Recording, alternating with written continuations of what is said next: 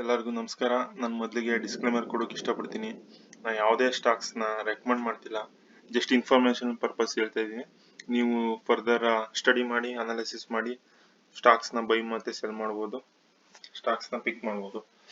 ಇವತ್ತಿನ ಕಂಟೆಂಟ್ ಏನಂದರೆ, at present ಡೇಸಲ್ಲಿ ಯಾವ ಸ್ಟಾಕ್ಸು ಪ್ರಾಫಿಟಲ್ಲಿದೆ, ಯಾವ ಸ್ಟಾಕ್ಸು ಚೆನ್ನಾಗಿದೆ, ಆಮೇಲೆ ಗುಡ್ ಪೊಟೆನ್ಷಿಯಲ್ ಇದೆ, ಯಾವ ಸ್ಟಾಕ್ಸು ಚೆನ್ನಾಗಿ ಹೋಗ್ತಾ ಇದೆ, ನನ್ನ ಅನಾಲಿಸಿಸ್ ಪ್ರಕಾರ ನಾನು ಹೇಳ್ತೀನಿ. ನೀವು ಫರ್ದರ್ ಸ್ಟಡಿ ಮಾಡಿ ನೀವು ಡಿಸೈಡ್ ಮಾಡ್ಬೋದು. ಮೊದಲಿಗೆ ಲಾಂಗ್ ಟರ್ಮ್ ಇನ್ವೆಸ್ಟರ್ಸ್ಗೆ ಒಂದು ಹೇಳಕ್ಕೆ ಇಷ್ಟಪಡ್ತೀನಿ. ಎಲ್ಲರೂ ನಿಫ್ಟಿ ಮುಖಾಂತರನೇ ನಮ್ಮ ಮಾರ್ಕೆಟ್ನ ನೋಡ್ತಾರೆ. ಸೊ ನಿಫ್ಟಿ ಚಾರ್ಟ್ ನೋಡಿದ್ರೆ, ಮ್ಯಾಕ್ಸ್ ನೋಡಿದ್ರೆ ಏನೇ ಆದರೂ ಯಾವಾಗಲೂ ಅಪ್ ಸೈಡೆಲ್ಲ ಇದೆ. ಸೊ ಯಾವತ್ತೂ ಮಾರ್ಕೆಟು ಅಪ್ಗೆ ಹೋಗ್ತಾ ಇದೆ. ಸೊ ಭಯ ಪಡೋಂಗಿಲ್ಲ ಇನ್ವೆಸ್ಟರ್ಸು, ಬಟ್ ಲಾಂಗ್ ಟರ್ಮ್ಗೆ ಇನ್ವೆಸ್ಟ್ಮೆಂಟ್ ಮಾಡಿ.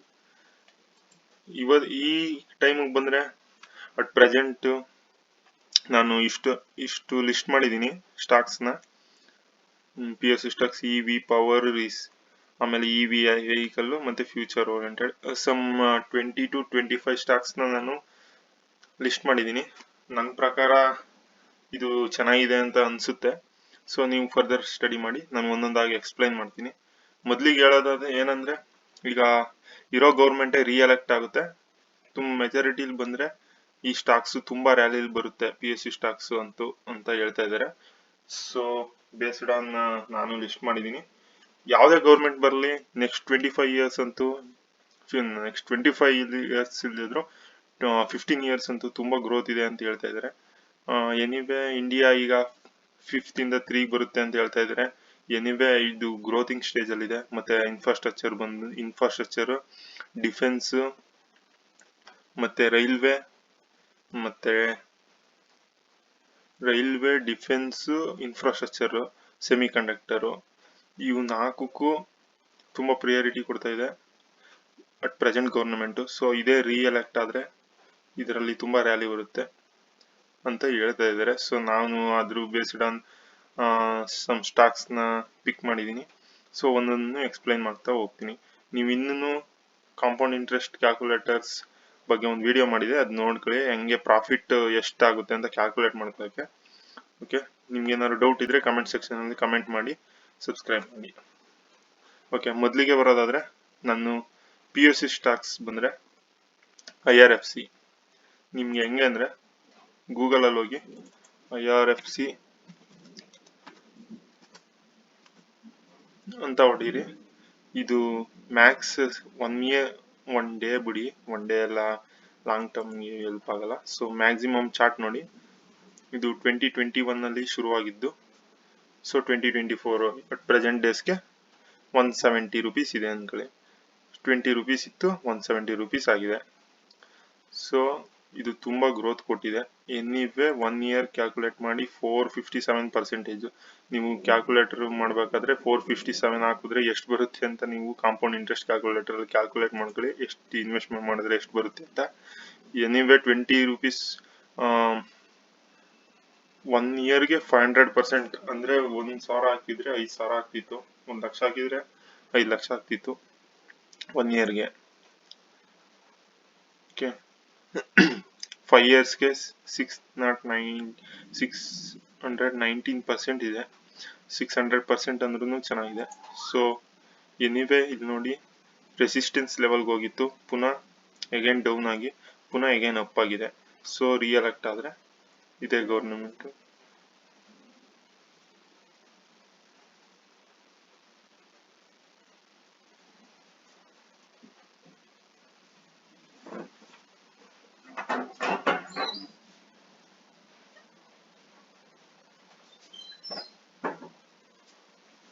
ಸರಿ, ಇದೆ ನೋಡಿ, ಹೈ ಆಗಿತ್ತು, ಲೋ ಬಂದಿದೆ, ಪುನಃ ಎಗೇನ್ ರೆಸಿಸ್ಟೆನ್ಸ್ ಲೆವೆಲ್ಗೆ ಬಂದಿದೆ.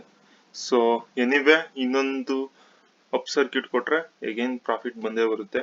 ಸೊ ಇದು ಚೆನ್ನಾಗಿದೆ. ಇದನ್ನ ಇನ್ನೂ ಡೀಪ್ ಸ್ಟಡಿ ಮಾಡಬೇಕು ಇದ್ರ ಬಗ್ಗೆ, ಅದು ಇದು ಅಂದರೆ ಅದನ್ನ screener.in ಅಂತ ಇದಿದೆ. ನೀವು IRFC ಅಂತ ಸರ್ಚ್ ಮಾಡಿ. ಇಲ್ಲಿ ನೋಡಿ ಬರುತ್ತೆ, ಇದಕ್ಕೆ ಕಾಂಪಿಟೇಷನ್ ಯಾವ್ದು ಅಂತ ಪಿಯರ್ಸ್ ಅಲ್ಲಿ ಬರುತ್ತೆ. ಆಮೇಲೆ ಇದು ಪಿ ರೇಷಿಯೋ ಎಷ್ಟಿದೆ, 26 ಇದೆ, 36 ಇದೆ. ಓಕೆ, ನೋ ಪ್ರಾಬ್ಲಮ್, ಜಾಸ್ತಿ ಏನಿಲ್ಲ. ಆಮೇಲೆ ಮೇನ್ ಇದು ಅಬೌಟ್ ನೋಡಿ, ಇದು ಏನೇನ್ ಮಾಡುತ್ತೆ ಅಂತ. ಮತ್ತೆ ಮಾರ್ಕೆಟ್ ಕ್ಯಾಪ್ ನೋಡಿ, ಈ ಡಿವಿಡೆಂಡ್ ಎಷ್ಟು ಕೊಡುತ್ತೆ ನೋಡ್ಕೊಳ್ಳಿ. ಪ್ರಾಫಿಟ್ ಅಂಡ್ ಲಾಸ್ ನೋಡ್ಕೊಳ್ಳಿ. ಪ್ರಾಫಿಟ್ ಬಿಫೋರ್ ಟ್ಯಾಕ್ಸ್ ಅಲ್ಲಿ ಇಯರ್ ಟು ಇಯರ್ ಇನ್ಕ್ರೀಸ್ ಆಗಿದೆ, 4, 6, 6.3 ಅಂಡ್ 6.4. ಸೊ ಚೆನ್ನಾಗಿ ಬರ್ತಾ ಇದೆ ಪ್ರಾಫಿಟ್. ಅದೇ ರೀತಿ ಆಮೇಲೆ ಇನ್ವೆಸ್ಟರ್ಸ್ ನೋಡ್ಕೊಳ್ಳಿ. ಪ್ರಮೋಟರ್ಸ್ ಹೋಲ್ಡಿಂಗ್ ಚೆನ್ನಾಗಿದೆ, FIS okay, DS okay, public okay, decent pattern ಇದೆ. ಅದೇ ರೀತಿ ನಮ್ ನೆಕ್ಸ್ಟ್ ಸ್ಟಾಕ್ ಬಂದ್ರೆ ಅದೇ ರೀತಿ ನೀವು ಎಲ್ಲಾನು ಸರ್ಚ್ ಮಾಡ್ಕೊಳ್ಳಿ, ಹೆಂಗಿದೆ, ಎಷ್ಟೆಷ್ಟು ಪ್ರಾಫಿಟ್ ಕೊಡ್ತಾ ಇದೆ ಅಂತ. ಓಕೆ ನೋಡಿ, ಇದ್ರಲ್ಲೇ ಬಂದ್ಬಿಡುತ್ತೆ ರಿಲೇಟೆಡ್ ಸ್ಟಾಕ್ಸ್. ನನ್ನ ಕಡೆ ನೋಡೋದಾದ್ರೆ IREDA ಅಂತ. IRFC ಅಂದ್ರೆ ರೈಲ್ವೆ ವರ್ಕ್ ಮಾಡುತ್ತೆ. IREDA ಅಂದ್ರೆ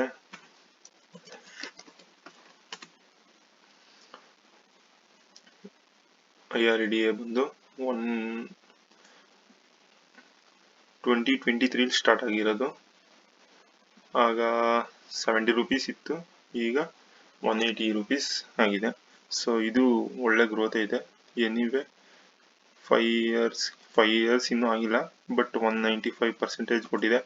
1 ಇಯರ್ಗೆ 209% ಪ್ರಾಫಿಟ್ ಇದೆ. ಇದ್ರಲ್ಲೇ ಪಿಯರ್ಸ್ ಎಲ್ಲ ಬರುತ್ತೆ ನೋಡಿ.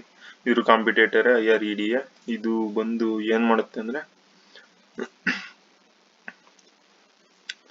Government India. ಇದು ಓದ್ಕೊಳ್ಳಿ, ನಿಮ್ಗೆ ಅರ್ಥ ಆಗುತ್ತೆ. ಓಕೆ, ಸೋರ್ಸ್ ಆಫ್ ಎನರ್ಜಿ, ಇದು ಫಂಡ್ ಮಾಡುತ್ತೆ, ಡೆವಲಪ್ಮೆಂಟ್ ಏಜೆನ್ಸಿ. ಓಕೆ, ಇದೇ ರೀತಿ ನನ್ನ ನೆಕ್ಸ್ಟ್ ಸ್ಟಾಕ್ ಬಂದ್ರೆ RVNL. ಹಂಗೆ ನನಗೆ ಗೊತ್ತಿರಂಗೆ ಹೇಳ್ತಾ ಹೋಗ್ತೀನಿ, ನೀವು ನೆಕ್ಸ್ಟ್ ಫರ್ದರ್ ಸ್ಟಡಿ ಮಾಡ್ಕೊಳ್ಳಿ.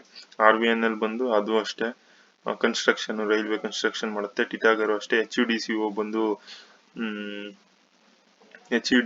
ಬಂದು ಇನ್ಫ್ರಾಸ್ಟ್ರಕ್ಚರ್ದು ವರ್ಕ್ ಮಾಡುತ್ತೆ. ಇದು ಅಂಡರ್ ಗವರ್ನಮೆಂಟ್ ಸ್ಟಾಕ್ಸ್ ಇರುತ್ತೆ. BEL ಬಂದು ಎಲೆಕ್ಟ್ರಾನಿಕ್ಸ್. ಇದಿಷ್ಟು ಬಂದು ರೈಲ್ವೆ ಮತ್ತೆ ಇನ್ಫ್ರಾಸ್ಟ್ರಕ್ಚರ್ ಬಂತು. ದೆನ್ ಡಿಫೆನ್ಸ್ ಸೆಕ್ಟರ್ ಬಂದ್ರೆ HAL, ನಿಮಗೆ ಗೊತ್ತಿದೆ, ಹಿಂದೂಸ್ತಾನ್ ಏರೋನಾಟಿಕ್ಸ್. ಅದು ಡಿಫೆನ್ಸ್ ಅಲ್ಲಿ ಚೆನ್ನಾಗಿ ಹೋಗ್ತಾ ಇದೆ, ಒಳ್ಳೆ ಪ್ರಾಫಿಟ್ ಇದೆ. ಆಮೇಲೆ ಭಾರತ್ ಡೈನಾಮಿಕ್ಸ್ ಅಷ್ಟೇ, ಅದು ಚೆನ್ನಾಗಿದೆ, ಅದು ಡಿಫೆನ್ಸ್ ಅಲ್ಲೇ ಐತೆ. IRCTC ರೈಲ್ವೆ ಬಂದಿದೆ. ಅಂಡ್ SBI ಬ್ಯಾಂಕ್ ಬಂದು ಬ್ಯಾಂಕಿಂಗ್ ಸೆಕ್ಟರ್, ಅದು ಒಳ್ಳೆ ಪ್ರಾಫಿಟ್ ಇದೆ. ನೀವು ಸರ್ಚ್ ಮಾಡಿ ಸ್ಟಡಿ ಮಾಡಿ ಇನ್ವೆಸ್ಟ್ಮೆಂಟ್ ಮಾಡ್ಬೋದು. ಕಮ್ ಟು ದ EVಗೆ ಬಂದ್ರೆ, ನಾವು EVಲಿ ಮೇನ್ ಏನು ಬ್ಯಾಟ್ರಿಗೆ ಡಿಪೆಂಡೆನ್ಸಿ ಆಗಿದೀವಿ. ನನಗಂತೂ ಒಳ್ಳೆ ಪ್ರಾಫಿಟ್ ಕೊಡ್ತಾ ಇದೆ ಎಕ್ಸೈಡ್ ಅಮೆರಾನ್. EV ಸೆಕ್ಟರ್ ಬಂದ್ರೆ ಬ್ಯಾಟ್ರೀಸ್ಗೂ ಸ್ಟೋರೇಜ್ ಮಾಡೋಕೆ ತುಂಬಾ ಯೂಸ್ ಆಗುತ್ತೆ. ಸೊ ಹೊಸ ವೆಹಿಕಲ್ಸ್ ಬಂತು ಅಂದ್ರೆ ಈಗ most of the time XID ಮತ್ತೆ ಅಮೆರಾನ್ಗೆ ಆರ್ಡರ್ ಸಿಗ್ತಾ ಇದೆ. ಸೊ ನೀವು ಸರ್ಚ್ ಮಾಡ್ಬೋದು, ಇದ್ರಲ್ಲಿ ಸರ್ಚ್ ಮಾಡಿ, ಸ್ಕ್ರೀನರ್ ಅಲ್ಲಾದ್ರೂ ಮಾಡಿ, ಇದ್ರಲ್ಲಾದ್ರೂ ಮಾಡಿ, ಒಳ್ಳೆ ಪ್ರಾಫಿಟ್ ಕೊಡ್ತಾ ಇದೆ. ಸ್ಕ್ರೀನಲ್ಲಿ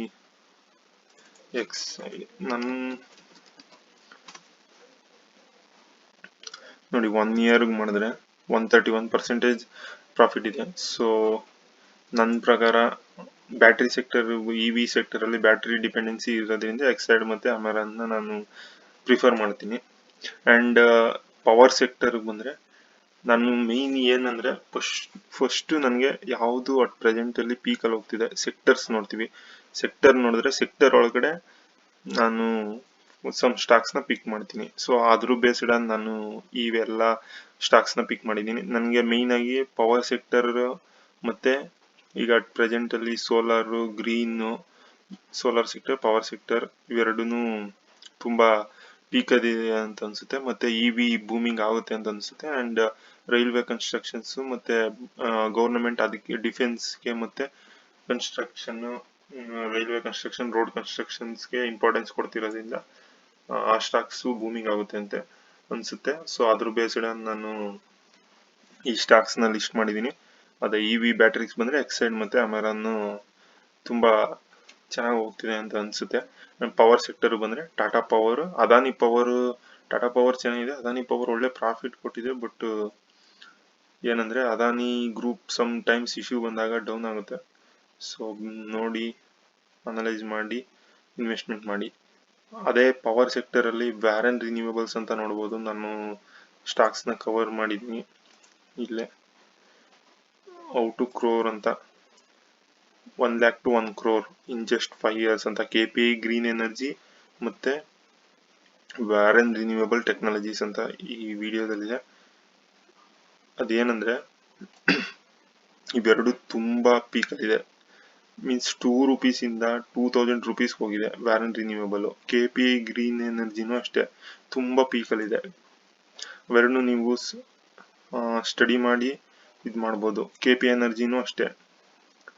ಓಕೆ, ಇವು ಮೂರೂ ತುಂಬಾ ಪೀಕಲ್ಲಿದೆ ಸ್ಟಾಕ್ಸ್. ಕಮ್ ಟು ಸ್ವಿಟ್ಜರ್ಲ್ಯಾಂಡ್ ಬಂದ್ರೆ, ಸ್ವಿಟ್ಜರ್ಲ್ಯಾಂಡ್ ಮೊದಲು ತುಂಬಾ ಬಿದೋಗಿತ್ತು, ನೀವು ನೋಡ್ಬೋದು. ಸ್ವಿಟ್ಜರ್ಲ್ಯಾಂಡ್ ಬಂದ್ರೆ ನೀವು 1 yearದು ತುಂಬಾ ಚೆನ್ನಾಗಿದೆ ನೋಡಿ, 300%. ಬಟ್ ಮ್ಯಾಕ್ಸಿಮಮ್ ಕೊಟ್ರೆ ಇಲ್ಲಿ ತುಂಬಾ ಫೇಲ್ ಇತ್ತು. ಅವಾಗ ಏನು ಬೂಮಿಂಗ್ ಅಲ್ಲಿ ಇರಲಿಲ್ಲ 2020 ತನಕ. ಲಾಸ್ಟ್ ಇಯರ್ ಇಂದ ತುಂಬಾ ಚೆನ್ನಾಗಿ ಹೋಗ್ತಾ ಇದೆ. ಸೊ ಇದು ರಿಸ್ಕಿ ಸ್ಟಾಕ್ಸ್. ಮತ್ತೆ ನೀವು ವ್ಯಾರನ್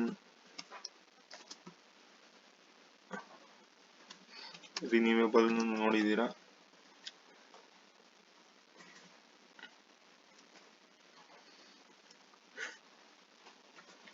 ವ್ಯಾರನ್ ರಿನ್ಯೂವೇಬಲ್ ನೋಡಿದೀರಾ ಆಲ್ಮೋಸ್ಟ್. ಮೊದಲು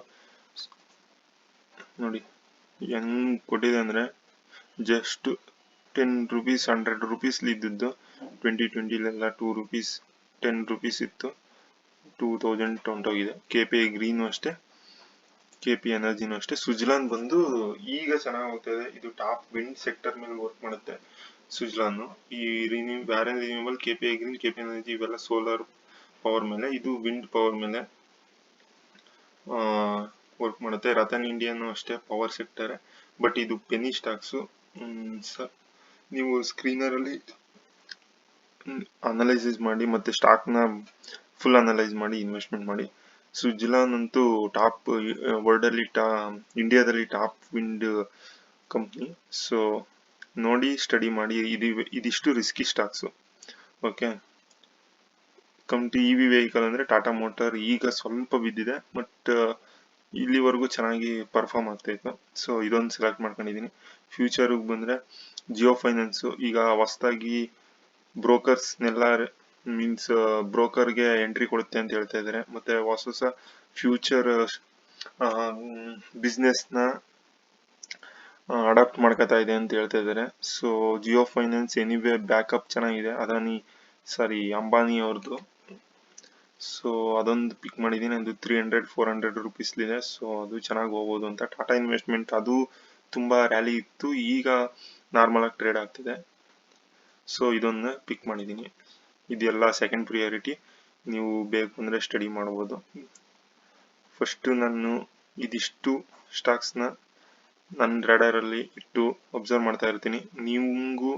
ನೀವು ಎಲ್ಲಾನು ಸ್ಟಡಿ ಮಾಡಿ, ನಿಮ್ಗೂ ಯಾವ್ದು ಚೆನ್ನಾಗಿ ಅನ್ಸುತ್ತೆ ಅದ್ರ ಮುಖಾಂತರ ನೀವು ಇನ್ವೆಸ್ಟ್ಮೆಂಟ್ ಮಾಡ್ಬೋದು. ಇದ್ರ ಇನ್ವೆಸ್ಟ್ಮೆಂಟ್ ಪ್ರಾಫಿಟ್ನ